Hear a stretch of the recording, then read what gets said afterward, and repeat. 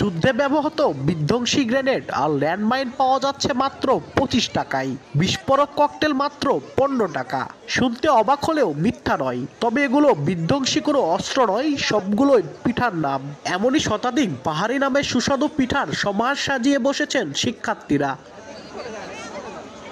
মঙ্গলবার বগুড়া সরকারি আজিজুল হক কলেজ চত্বরে দিনব্যাপী গ্রাম বাংলার ঐতিহ্যবাহী পিঠা উৎসবের আয়োজন করা হয়। কলেজের 23টি বিভাগ ছাড়াও রেড ক্রিসেন্ট, স্কাউট ও বিএনসিসি সহ বিভিন্ন সংগঠন পিঠা উৎসবে অংশ নেয়। সাধারণ শিক্ষার্থী ও দর্শনার্থীদের ভিড়ে মেলা প্রাঙ্গণ কানায় কানায় ভরে ওঠে।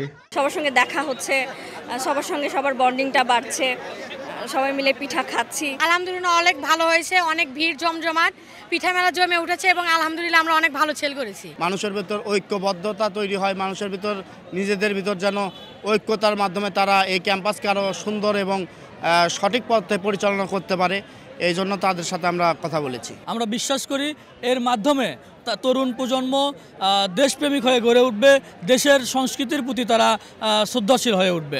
আয়োজকরা জানান, শিক্ষার্থীদের মনস্তাত্ত্বিক বিকাশে পিঠা মেলার আয়োজন করা হয়েছে।